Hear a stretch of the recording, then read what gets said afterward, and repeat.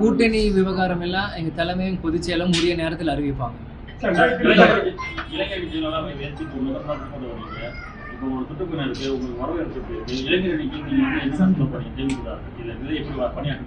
உங்களோட வரவேற்பு நான் எப்பயுமே சொல்றது தான், விஜயகாந்த் மகன் என்பதே மிகப்பெரிய ஒரு பொறுப்பு, அது மிகப்பெரிய பதவி. அது மக்கள் எனக்கு ஒவ்வொரு ஊர்லேயும் எனக்கு ஆரவாரமாக அவங்களோட வரவேற்பு எனக்கு கொடுக்குறாங்க. இன்றைக்கி தேமுதிக இளைஞரணி செயலில் வரும்போது இன்னமும் அது கூடுதல் பலத்தையும் மக்களோட எதிர்பார்ப்பு பூர்த்தி தான் செஞ்சுட்டு வருது. நிச்சயம் மக்களோட பூர்த்தியை நான் சரி செய்வேன். அதே மாதிரி இன்றைக்கி பல்வேறு கட்சிகள் இருக்காங்க, இன்றைக்கி எல்லா இடத்துலையும் இளைஞர்கள் இருக்காங்க. கேப்டன் வீட்டுக்கு வீடு ரேஷன் கொடுக்க வரும்னு 20 வருஷத்துக்கு முன்னாடியே சொன்னார். ஆனால் இன்றைக்கி பார்த்தீங்கன்னா பல்வேறு மாநிலங்களும் அதை செஞ்சிட்ருக்காங்க. அதே போல் கேப்டனோட கொள்கைகள் இன்னும் பல்வேறு விஷயங்கள் இருக்குது. அதோட சார்பாக இளைஞர்கள் நாங்கள் இன்றைக்கி தேமுதிக சார்பாக அது மக்களுக்கு கொண்டு சேரணும். பல லட்சம் இளைஞர்கள் இன்றைக்கி தேமுதிக நோக்கி என்னை நம்பி வரணும். கண்டிப்பாக புதிய தமிழகம் தேமுதிகவால் உருவாக்கப்படும் இடத்துல நான் சொல்லிக்கிறேன்.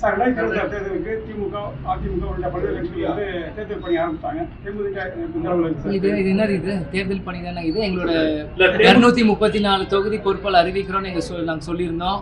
அதே மாதிரி எங்கள் செயற்குழு பொதுக்குழு இப்போ கூட்டியிருக்கோம். ஒவ்வொரு ஊரும் சுற்றுப்பயணம் வரும் சொல்லியிருக்கு. ஜனவரி 9 கடலூரில் மாநாடுன்னு அறிவிச்சிட்டோம். எங்களோட வேலைகளை நாங்கள் பார்த்துட்டு தான் இருக்கோம். இப்போ கூட எல்லா அணிகள் மீட்டிங்கில் தினந்தோறும் கட்சி ஆஃபீஸில் நடந்துட்டு இருக்கு. அந்நியார் தலைமையில் எங்களோட வேலைகள் நாங்கள் செஞ்சுட்டு இருக்கோம். எங்கள் தேமுதிக பலத்தை அடுத்த 1 வருஷம் நாங்கள் பலம் பண்ணிட்டு இருக்கோம். நிச்சயம் கூட்டணி குறித்து உரிய நேரத்தில் உங்கள் அறிவிப்பு வரும்.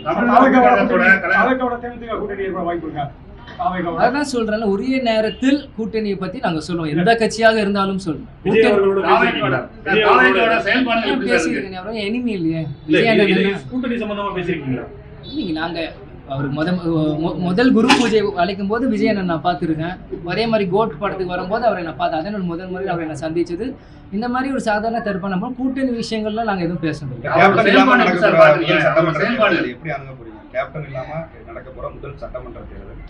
நிச்சயம் கேப்டன் இல்லாமல் எங்கள் எல்லாருக்குமே ஒரு மனவலி இருக்குது. கேப்டன் இல்லாமல் முதல் சட்டமன்றம் இருக்குன்ட்டு. ஆனால் அவரோட ஆசையும் கொள்கையும் வென்றெடுக்கிறது தான் எங்கள் ஒவ்வொரு தொண்டரோட கடமை. நிச்சயமாக வரப்போகிற 2026 எங்கள் அப்பாவோட ஆசை என்னமோ அதை ஜெயிச்சு அவரோட இருக்க கேப்டன் ஆலயத்தில் நாங்கள் பொறுப்பாதல் தான் நாங்கள். விஜயோட செயல்பாடுகள் ஏற்கனவே அவர் அரசியல் வரதுக்கு முன்னாடி நீங்கள் அரசியல் வந்தீங்க, 2 பேருமே இளைஞர்கள், அவருடைய செயல்பாடுகள் எப்படி இருக்கு? எனக்கு 33, அண்ணனுக்கு 50. அதனால என்னை ஒப்பிடாதீங்க. அவர் என்னோட சீனியர். நான் சொல்லி உங்க கேள்விக்கு நான் பதில் சொல்றேன். அவர் என்னோட சீனியர். அவரே எனக்கு முதல்ல சொல்லும் போது எனக்கு நீங்கள் அரசியல் சீனியர் அவரே சொல்லியிருக்கு. அதை நான் பெருமையாக ஏற்றுக்கு அண்ணனுக்கு நான் ரொம்ப மரியாதை நான் செலுத்துகிறேன். ஆனால் அனுபவம் சினிமாவில் பொறுத்த வரைக்கும் அண்ணன் என்னோட பெரிய ஆள், அவருக்கு அனுபவம் ஜாஸ்தி. இந்த சூழ்நிலையில் இன்றைக்கி அவரோட கட்சி ஆரம்பித்து அவர் பின்னாடி பல லட்சம் இளைஞர்கள் இன்றைக்கி இருக்காங்க. அது அவரோட பலம்.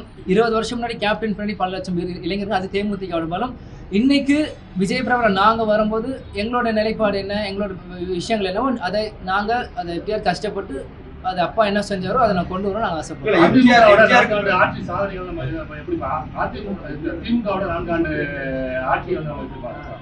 இல்லை, நிறையும் இருக்குது, குறையும் இருக்குது. எல்லாமே சூப்பர்னு சொல்லணும், எல்லாரும் வேஸ்ட்டுன்னு சொல்ல முடியாது. அதை மக்கள் தான் அடுத்த தேர்தலில் முடிவு பண்ணும். அதை நீங்கள் மக்கள்கிட்ட கேளுங்க. ஏன்னா அவங்க தான் ஓட்டு போட்டு ஜெயிக்க வச்சு. நான் திமுக ஓட்டு போட போறது இல்லை. ஆனால் நான் அதை சொல்லி எதுவும் எம்ஜிஆருக்கு பிறகு கட்சி ஆரம்பிச்சாங்க. கட்சி ஆரம்பிச்சதுல கேப்டன் விஜய் ஒரு உச்சத்தோட அளவுக்கு எதிர்கட்சி தலைவர் அந்த ரேஞ்சு வரையும் போனாங்க. இப்போ அதுக்கு பிறகு இப்போ விஜய் ஆரம்பிச்சிருக்காங்க. விஜய் எம்ஜிஆருடைய ஆட்சியை நாங்கள் எம்ஜிஆர் எப்படி 1979 வந்தோமோ அந்த அளவுக்கு நாங்கள் அடுத்த 2026 சட்டமன்றத்தில் நாங்கள் சாதிப்போம் அப்படின்னு சொல்றாங்க. இதை நீங்க எப்படி பாக்குறீங்க? நான் எப்படி பாக்குறதுல அது அவரோட நம்பிக்கை, அவரோட சொல்றது அவரோட நம்பிக்கை. இது மக்கள் தான் தேர்வு செய்யணும். இப்போ அதே தான் கேப்டனும் தான் சொன்னார். 2020 கட்சி ஆரம்பிச்சதுலேருந்து இன்னைக்கு லஞ்சமும் மூலம் ஒழிப்போம் எந்த தலைவர் இந்தியாவில் சொல்லியிருக்காங்க? கேப்டன் தான் சொன்னார். அப்புறம் இன்னைக்கு கேட்டிங்கன்னா தேமுதிக 1% நீங்கள் தான் சொல்கிறீங்க. அதனால இன்னைக்கு ஒவ்வொருத்தரும் நம்பிக்கையாது. இன்னைக்கு மக்கள் யார்கிட்ட இருக்காங்க? இன்னைக்கு மக்கள் 2011 கேப்டனுக்கு ஆதரவு கொடுத்தாங்க. அதே போல் ஆதரவு இன்னைக்கு 2026 மக்கள் இன்னைக்கு அந்நியாருக்கு கொடுப்பாங்க நான் நம்புகிறேன். இன்னைக்கு எல்லா பொய் பிரச்சாரம் தாண்டி இன்னைக்கு கேப்டன் கட்சி மேலே மக்கள் நம்புறாங்க. நிச்சயம் 2026 ஒரு பொற்கால கட்சியாக தான். டயா பூஸ்டர் சுகருடைய ரிமோட் கண்ட்ரோல் இனி உங்க கையில. அனைத்து மருந்து கடைகளிலும் கிடைக்கும். செய்திகளை உடனுக்குடன் தெரிந்து கொள்ள கீழ்கண்ட கேபிள் மற்றும் DTH நெட்வொர்க்குகளில் எம்நாடு செய்தி தொலைக்காட்சியை காணுங்கள். பாதகம் செய்பவரை கண்டால் நாம் பயம் கொள்ளலாகாது பாப்பா. மோதி மிதித்து விடு பாப்பா, அவர் முகத்தில் உமிழ்ந்து விடு பாப்பா. அண்மை செய்திகளை உடனுக்குடன் தெரிந்து கொள்ள இணைந்திருங்கள் எம் நாடு தொலைக்காட்சியுடன்.